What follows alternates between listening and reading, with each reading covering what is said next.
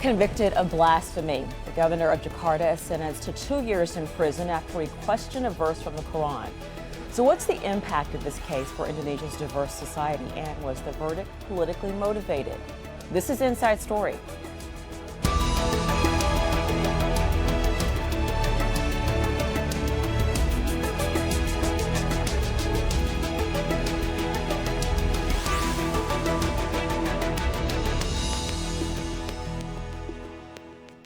Hello and welcome to the program. I'm Richelle Carey.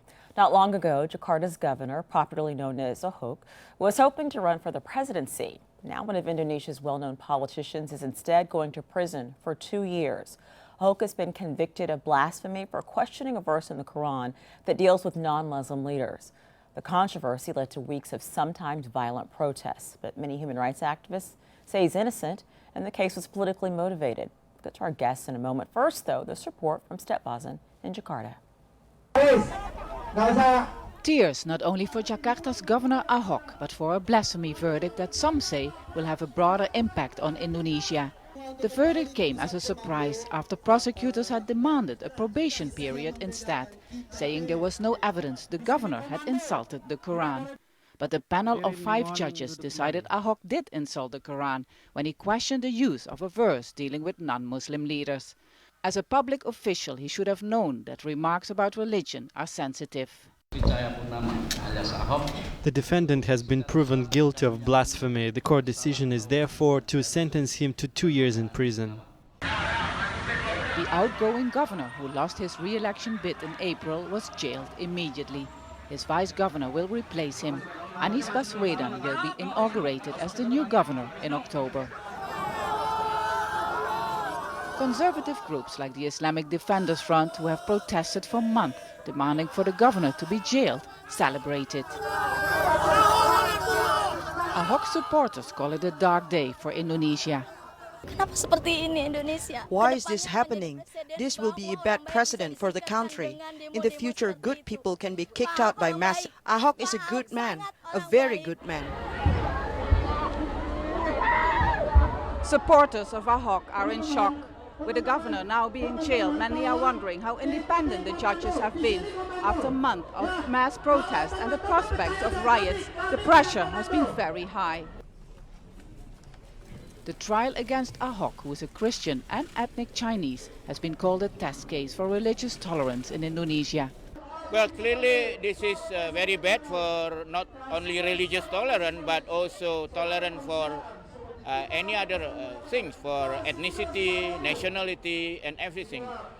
People will feel that they can just report it to the police if they feel they are being insulted. Ahok's lawyers have announced they will appeal the verdict because they say it has been a political trial and they question the neutrality of the judges. President Joko Widodo has urged everyone to accept the court decision. Stepvazen, Al Jazeera, Jakarta.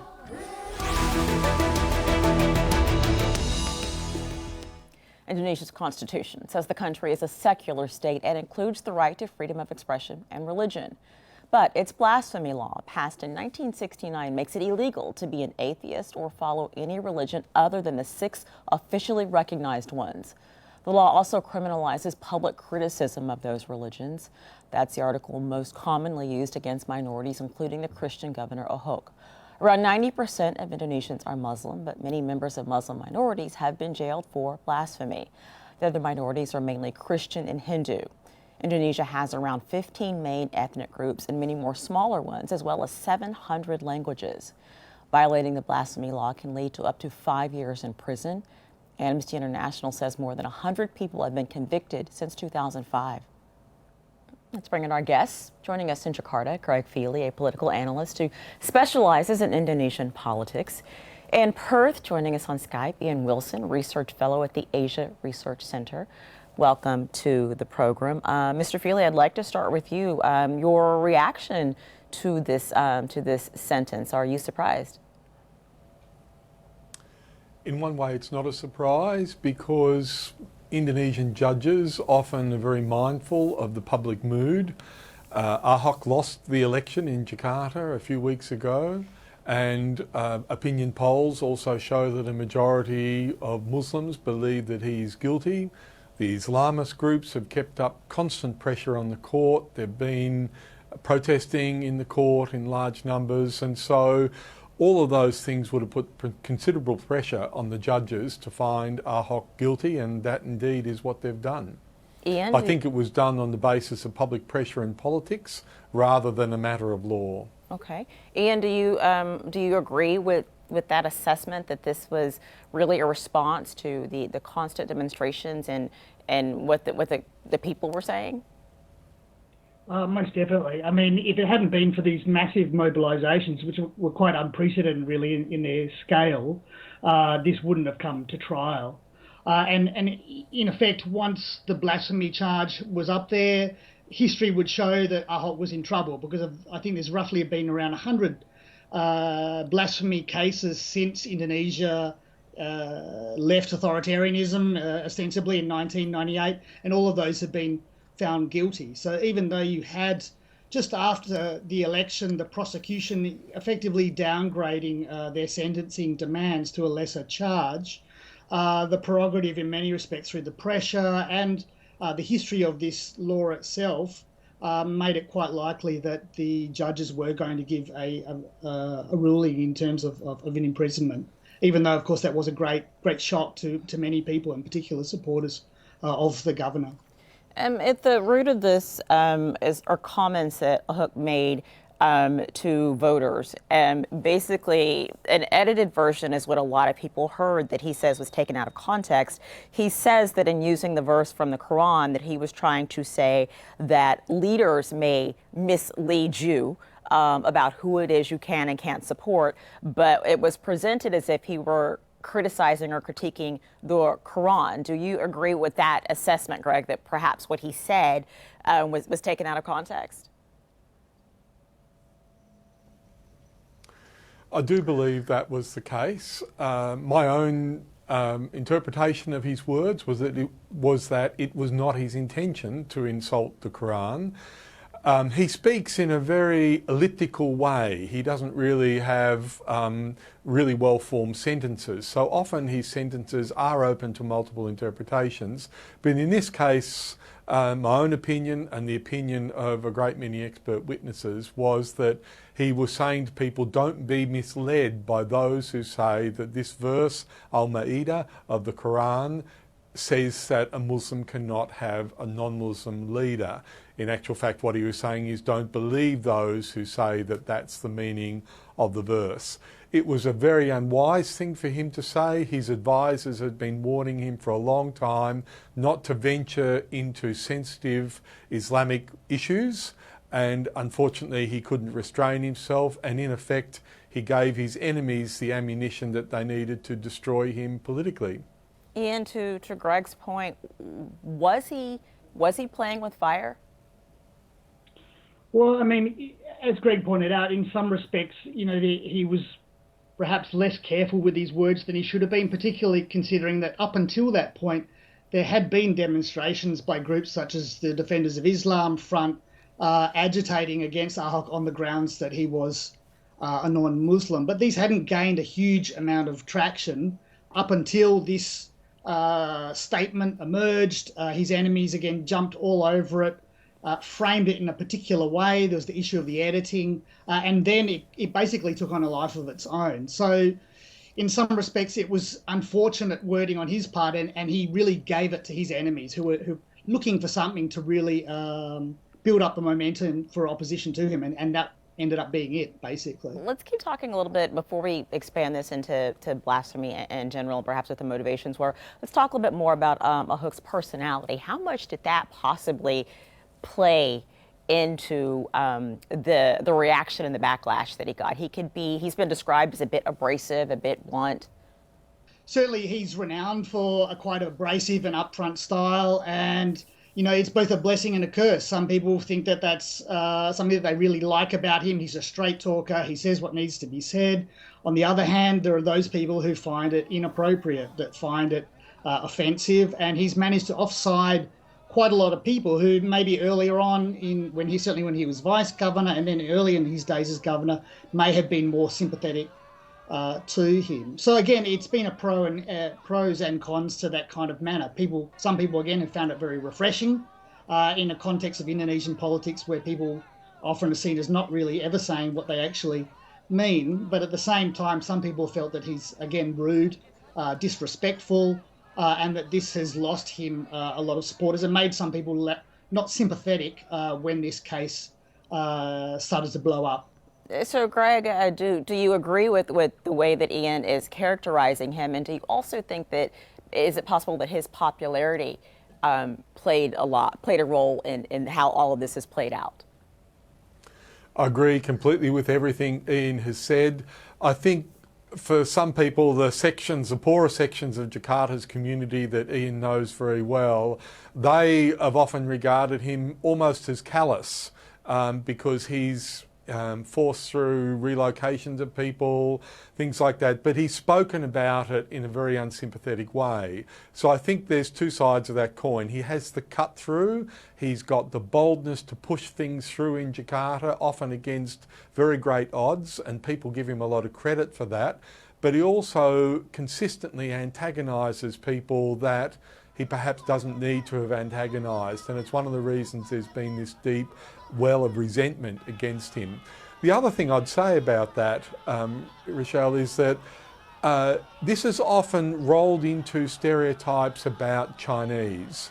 You mentioned at the beginning that he's a Chinese Christian, and particularly Chinese, there's a lot of grievance that the Chinese are economically dominant in Indonesia, but also that they're not particularly respectful of ordinary Indonesians, of ordinary Muslim Indonesians. And so in Ahok's case, this issue of ethnicity, this issue of race, as well as religion, has played into matters to do with his personal style as well. So there are other parts of Indonesia that have non-majority leaders, governors, regents and things like that, but no one develops quite the level of controversy around them that Ahok has. So it's a very complex set of dynamics here. And these dynamics, race and religion and ethnicity, are things that countries have to reckon with on a daily basis. So, Ian, how does a country, Indonesia, and even broader, reconcile being a secular democracy with also having blasphemy laws on the books that can have you sent to jail?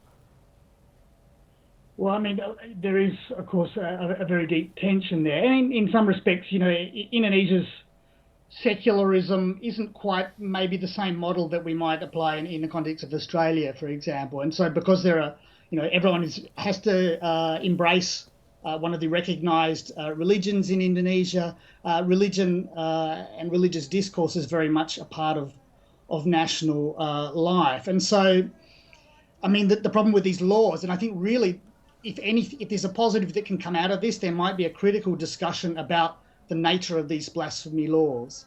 There'll be, imagine, large mobilisations by supporters of the governor, or at least those who feel threatened by this case for their own status and their own capacity to be able to say what they like in the country, to maybe challenge or at least have a debate over the nature of these laws, because they are really so ambiguous that they can easily be used as a political weapon. And if you look at the history of them, Ahok's case is certainly the most high-profile case of blasphemy laws being used to basically remove someone from office who's otherwise a relatively popular politician.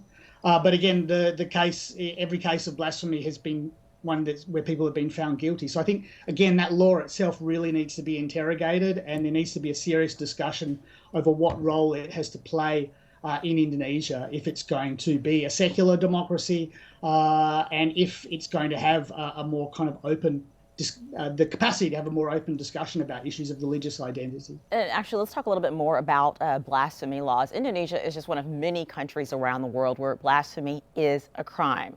Let's take a look at this. 52 countries, right? That's about a quarter of the world total, have blasphemy laws. They're most common in the Middle East and North Africa, where 18 of the region's 20 countries criminalize blasphemy. So do a quarter of all countries in the Asia-Pacific region, notably Pakistan and Bangladesh. Blasphemy is also outlawed in 7 European countries, as do almost a third of nations in the Americas, that is, mostly in the Caribbean. Blasphemy laws are least common in sub-Saharan Africa. Only 4 out of 48 countries there ban criticism of religion. So, Greg, if we could bring this back to Indonesia, what does this say about where the country might be headed when it comes to things like religion and blasphemy laws? Or is this just a one-off? Well, I suppose one thing for me to begin by saying is I probably have a different view of this than Ian. I think there's very little prospect, unfortunately, of the blasphemy law, this 1965 blasphemy law, being repealed.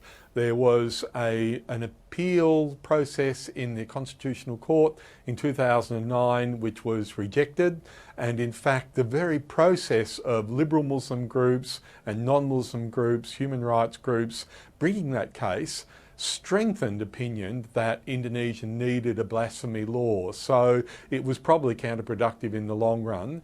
And I think a lot of Islamic groups feel that this law protects the dignity of their faith. I agree entirely with what Ian said, that this law, the wording of it, can lead to draconian application.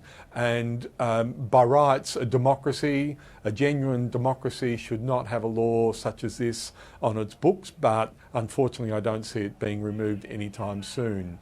I think a broader issue related to your specific question to me is that we have had a creeping process of the state increasingly involving itself in personal religious affairs of its citizens.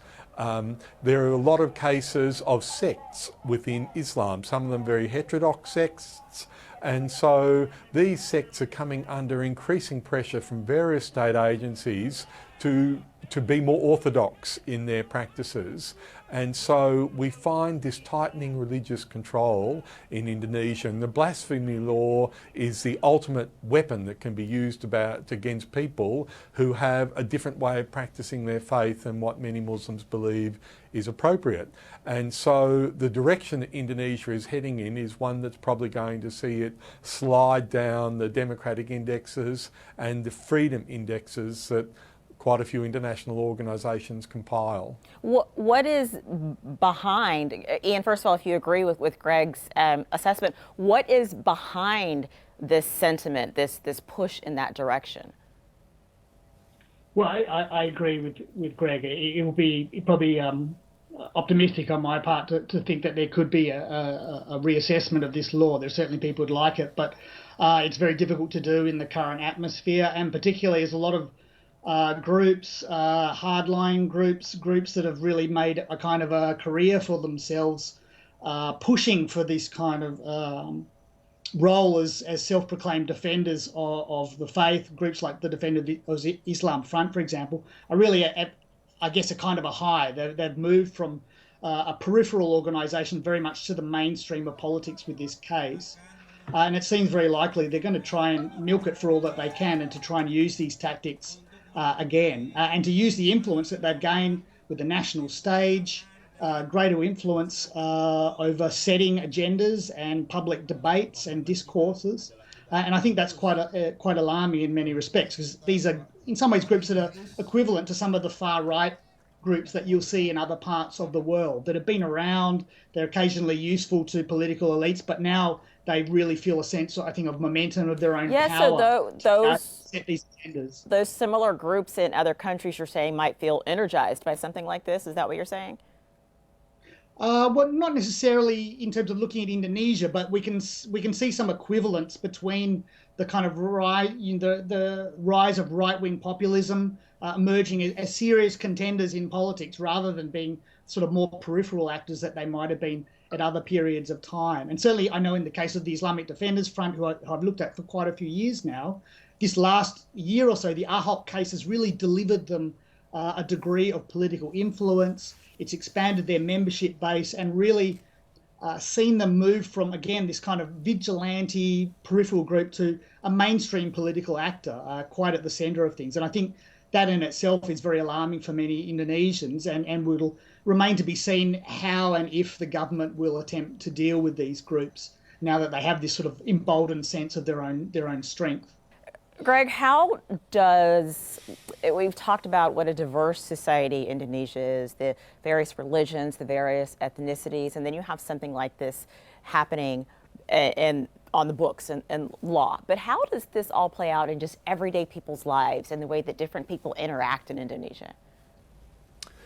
I think for a lot of religious minorities, also ethnic minorities, this has been a black day for them. Certainly those people who are drawn to seeking public office would probably think twice. They would wonder whether similar campaigns may be run against them. More generally, I think there's a lot of minorities in Indonesia who now feel under increasing pressure that they should be much more constrained in how they express themselves, and that their rights are much less guaranteed than they might have been even a few months ago. That could settle down over time, but at the moment I think there's a great deal of anxiety among those minority groups in Indonesia, and I think understandably so. Ian, was that perhaps the point of something as public as this? Yeah, I mean, I agree with Greg. It's certainly been an unsettling period for many minorities in the country who will maybe see something of themselves in this whole case and what could possibly happen. At the same time, however, I think certainly in the Ahok case, there's a whole range of different factors that have sort of come together in a way that's made this happen. And when it comes to, you mentioned in everyday life, I mean, in a city like Jakarta, it's a deeply heterogeneous city. It's one of the most diverse places in the country. In terms of everyday life, I don't really think it necessarily has a huge impact. The very nature of Jakarta and what it is, it's people of all different kinds of backgrounds, ethnicities and religions interact with each other in complex ways on an everyday basis. You know, we're not seeing outbreaks of sectarian violence, for example, that you might see in other parts of the world. But nonetheless, I agree with Greg's point, certainly for those who may be seeking public office or interested in public office, this is certainly a disincentive. It certainly will make people think twice, and certainly something that will make them perhaps mindful of how they speak, not to provide the ammunition that people may try and use to take them down politically through these blasphemy laws. Greg, pardon me, I guess a good way to wrap this up is to bring it back to Ahok. What kind of leader was he? Was he effective at the job, and how will his time be remembered in public office? Well, one of the things we can point to in making is the opinion of Jakartans, and more than 2/3 of Jakartans approved of the job that he had done as governor, and right up until and even after, in fact, the statement that got him into trouble for blasphemy, even at that point, a large number of people said Jakarta had been a much better city because of what he had done. The city was working better. They were more confident in its future that he was overcoming some of its problems. But nonetheless, because of the blasphemy issue, those people wouldn't vote for him. It's one of the striking things, usually in Indonesian politics, if a regional leader has been thought to have done their job well, they are usually re-elected. In his case, people acknowledged his good performance, but they refused to vote for him because, I think, of the religious and to a lesser extent the ethnic factor. My own view is that Jakarta is likely to be much less well governed under its incoming governor, Anies Baswedan, because he doesn't have that cut through, perhaps even the reckless element that Ahok had. And so we've seen changes in Jakarta in the last 3 or so years that have been greater than any we've seen in the previous couple of decades, would be my opinion. Well, thank you for your opinion, and thank you for your opinion as well, Ian. Gentlemen, it's a good discussion. Greg Feely and Ian Wilson, thank you very much. And thank you for watching. You can see the program again anytime by visiting our website, aljazeera.com. For further discussion, go to our Facebook page, facebook.com/AJ Inside Story, or go to our Twitter page as well. That's AJ Inside Story. From me, Richelle, Carey, and the entire team. Bye for now.